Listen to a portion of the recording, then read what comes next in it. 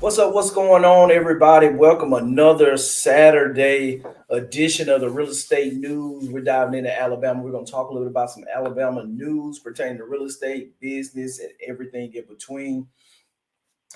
Yep, welcome to the channel, Johnny Lime, the military CEO. Love to do these on Saturdays. I know we hadn't done one in a while, just with the Veterans in Real Estate live event that we did in Dallas a couple weeks ago, and then just getting the schedule aligned on the weekends. But we're back at it this week, catching up in real estate news across the state of Alabama. Continue to turn units over at our apartment complex there in the Montgomery area. I think we just got another property. We just got went under contract today actually. One that's been on the market for like 3 months. We had one owner that was under contract for like 45 days after sitting on the market for about a month, and then now we've been back on the market a little bit less than 2 weeks, and so we've had some showings, had some different offers back and forth. We had some lowball cash offers, but we just settled on one that was a little bit above list price, and we're gonna contribute to closing costs. So that's gonna work out well. We got one that's under contract. We just got the inspection report back on that one, and it's looking good. Oh yeah, by the way, go Lakers! We took care of business last night. Shout out to the Lakers, all my Laker fans out there. But yeah, so real estate is moving along. The market is interesting. The Fed raised the federal funds rate a quarter of a point, which wasn't to anyone's surprise here recently. And interest rates were kind of held steady, but I think they're going to start pulling back, and so we're going to see rates going lower. I think a lot of people are starting to accept where rates are right now because there was so much uncertainty that people didn't know if rates were going to continue going up. Is the market crashing? Are we going into a depression, a recession? Which I think economically we may be in a recession right now. Usually, unemployment is at an all-time high when recession started. Then you start seeing unemployment trickle up. Of course, we all see the job losses. More so white collar jobs, more so than hourly wages, and so you're still seeing a lot of demand, a lot of job creation in certain sectors, and then other sectors that you're seeing layoffs. So we'll see how that goes. But one of the things that we wanted to kind of go through, as we always do, is kind of tap into what's happening in the state of Alabama and share with you guys just kind of what we're going. The news that I look at, I love to share with you guys the news that I'm looking at and watching in the market, things that I care about. And as a real estate investor or an investor, period, that you should care about. So I think number one, we're starting off Birmingham Hoover region is tied for the lowest unemployment rate in the nation.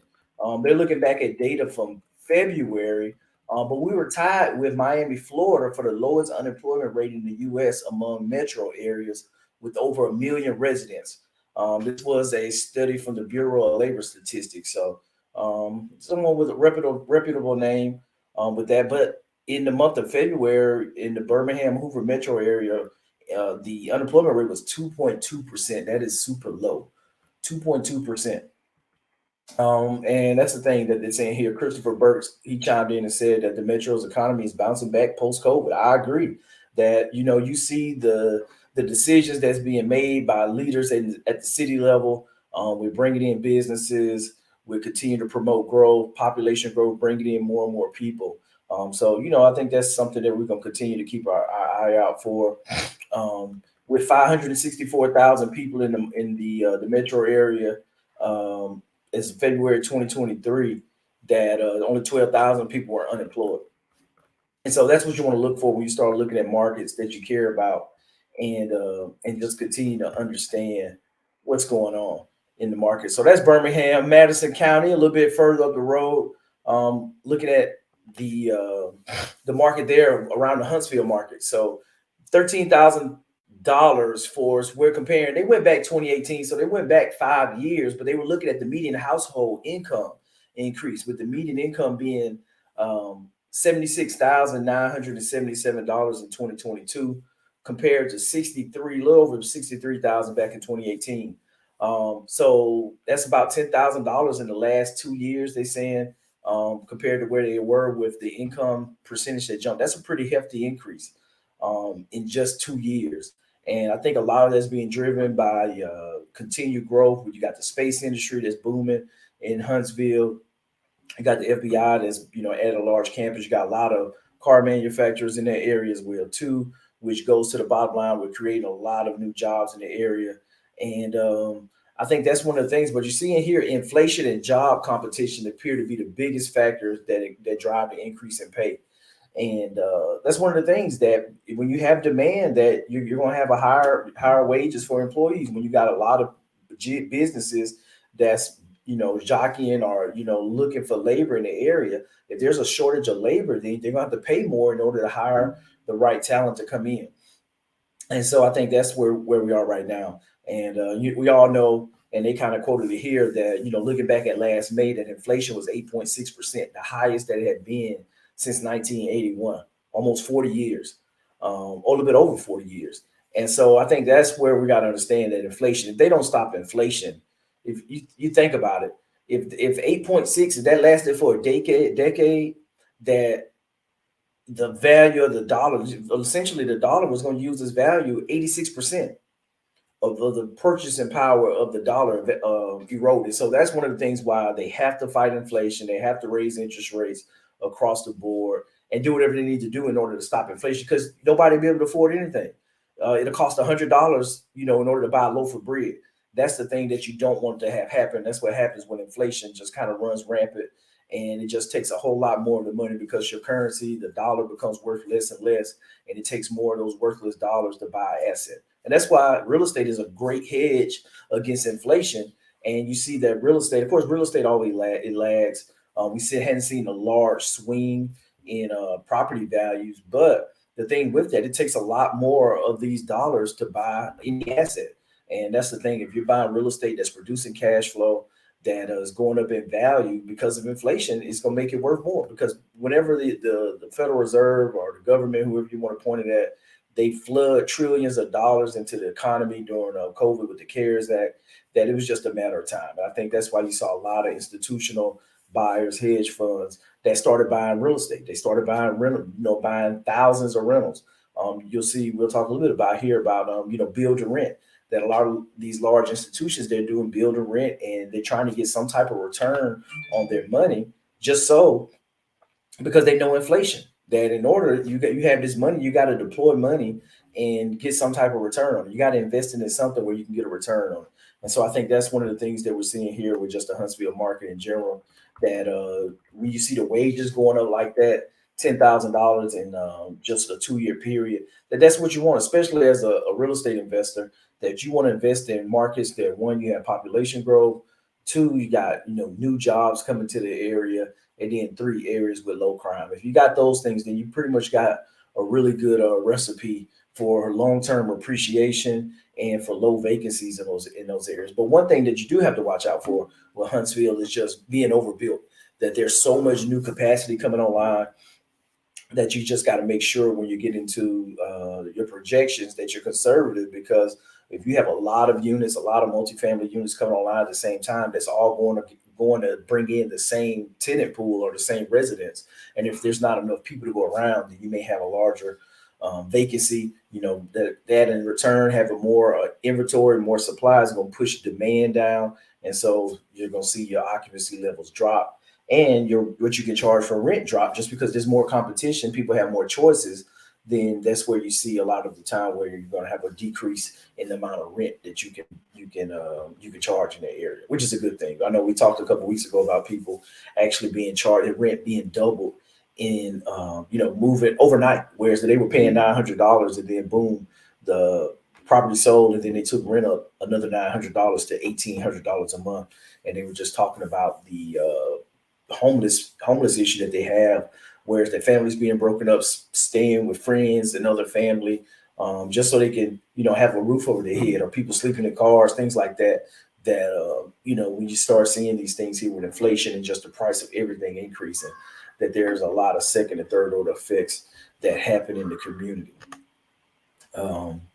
More about Huntsville. So more homes are available. Talking about supply and demand, that things are starting to cool off. That they say it's still a seller's market.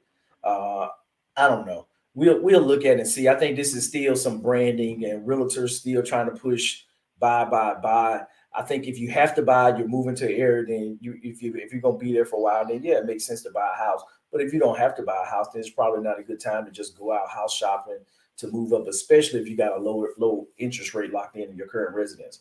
But they're saying inventory is up 171% of houses. So that just shows you alone. They're saying inventory is up 171%, but it's still a seller's market.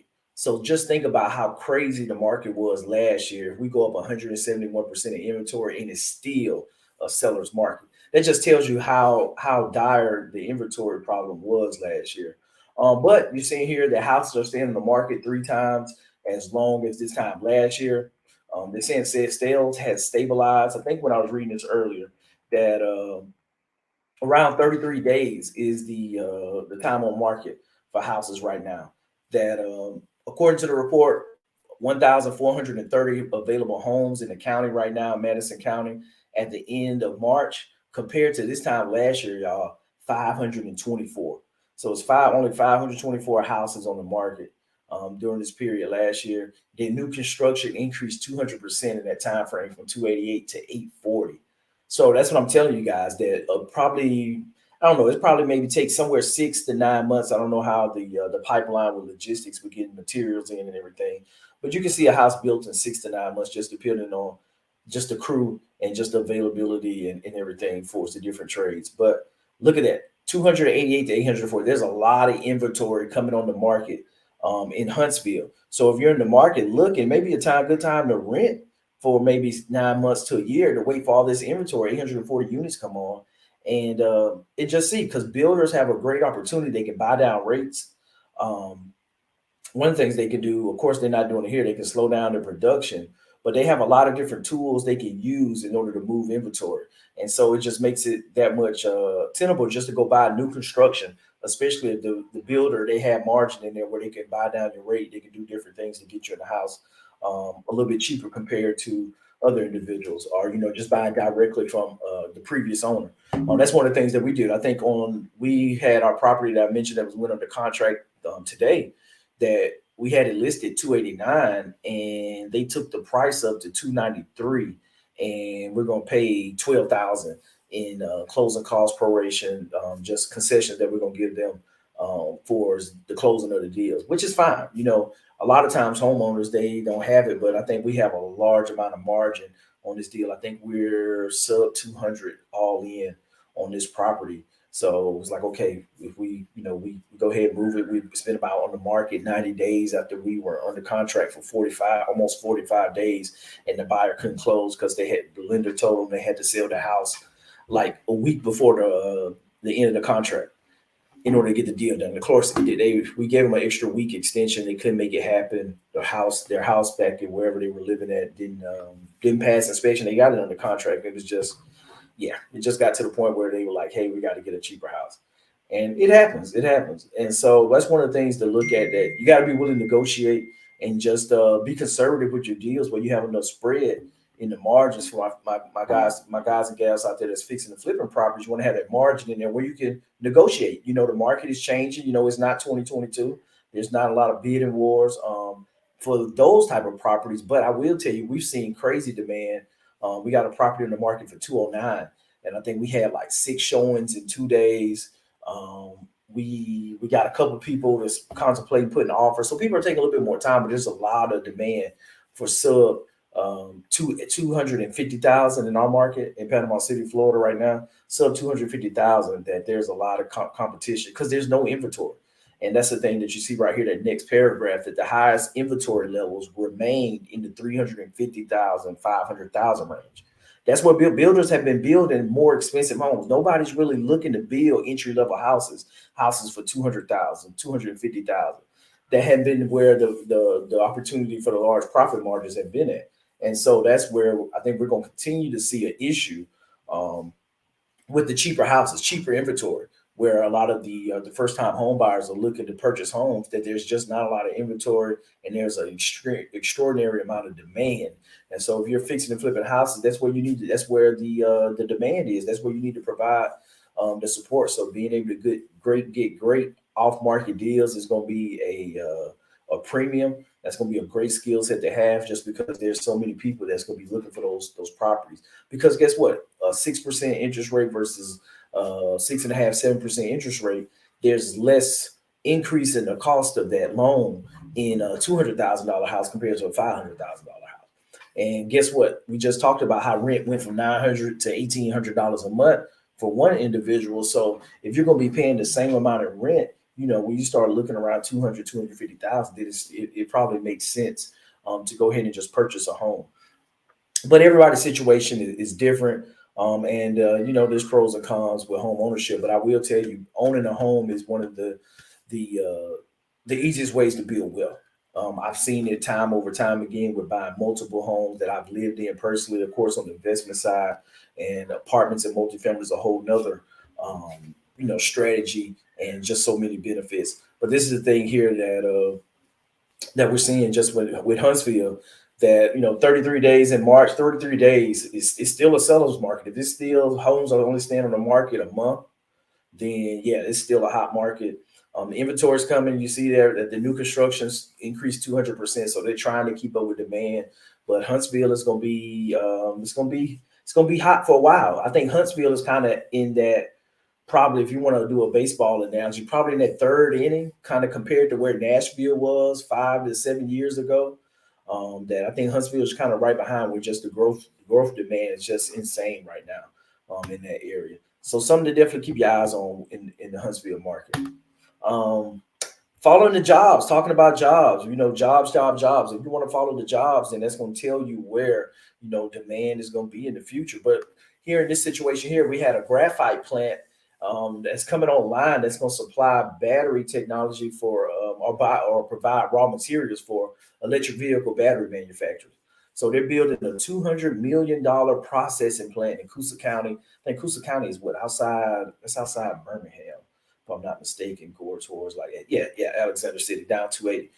So that area. So they're going in. So this is a South Korean electric vehicle battery manufacturer, and they provide batteries for Ford, Hyundai, Volkswagen, and other car manufacturers. So I think this is going to be a big one. 200 million. I think they said is bringing in 200 jobs as well too. Initially was projected to be just 100 people, but when they actually went in and looked at it, when you start looking at the salesmen, consultants, those working in the actual plant, I think it came in to around 200 total jobs that were going to be created from this vendor moving to the company. But yeah, so they're working to continue to grow. That I think that's one of the things that they say right here, that following the passage of the Inflation Reduction Act, that many battery manufacturers have sought to secure North American anode material from our Kellyton plant. So that's the thing, that they're continuing to grow. So if you understand who owns the raw materials and what companies need the raw materials in order to produce these type of parts that go into the technology manufacturing chain, then you're going to do good. So this is the things that I keep telling people. Alabama's making the right moves, the right changes to bring in industry. They're doing tax reductions to court these companies to move their headquarters, to move their operations to the state of Alabama, and it's going to drive a lot of job demand. I know they're doing a huge education shift across the state in order to educate the workforce for all these jobs that they're bringing to the state, that they want to have educated and trained people that the manufacturers can bring in.